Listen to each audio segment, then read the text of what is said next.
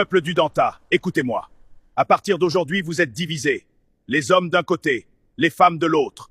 Quiconque franchit la frontière mourra. Les hommes et les femmes du Denta décidèrent de se séparer et de vivre différemment. Le village qui autrefois prospérait comme une seule entité s'était divisé en deux mondes distincts. Du côté est vivaient les hommes. Du côté ouest vivaient les femmes. Un large chemin s'étendait entre eux comme une cicatrice sur la terre. Il n'en avait pas toujours été ainsi.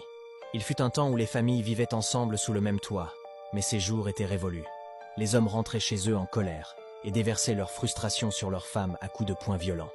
Les femmes ripostaient de la seule manière qu'elles connaissaient. Certaines mélangeaient des herbes amères dans la nourriture de leur mari. D'autres utilisaient des racines qui rendaient les hommes malades. Pendant des jours, celles qui ne pouvaient pas faire cela souffraient en silence jusqu'à ce que leur corps n'en puisse plus.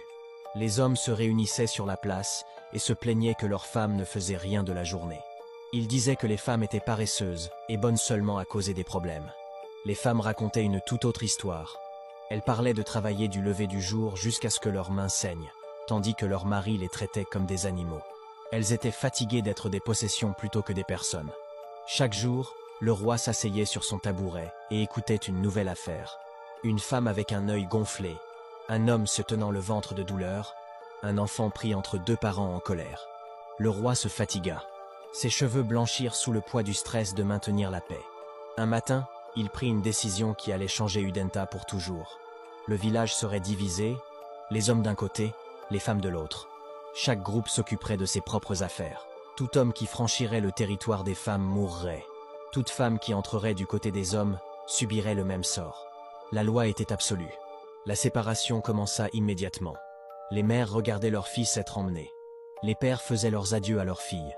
Des familles qui avaient partagé des repas et des histoires étaient désormais des étrangères, vivant dans des mondes différents. Une seule exception existait. Une fois à chaque pleine lune, il y avait un jour d'accouplement. Ce jour-là, la loi s'assouplissait. Les couples mariés pouvaient brièvement se retrouver. Les hommes et les femmes célibataires qui voulaient des enfants pouvaient se rencontrer. Mais lorsque le soleil se levait le lendemain matin, chacun retournait de son côté. La vie continua de cette étrange manière. Les hommes apprirent à cuisiner leurs propres repas et à raccommoder leurs vêtements. Les femmes construisirent leurs propres maisons et chassèrent leur propre nourriture. Les premiers mois apportèrent un sentiment de soulagement. Plus de cris dans la nuit, plus de corps emportés à l'aube. Mais au fil des saisons, quelque chose d'autre commença à se produire à Udenta, quelque chose que ni le roi ni sa loi n'avaient prévu.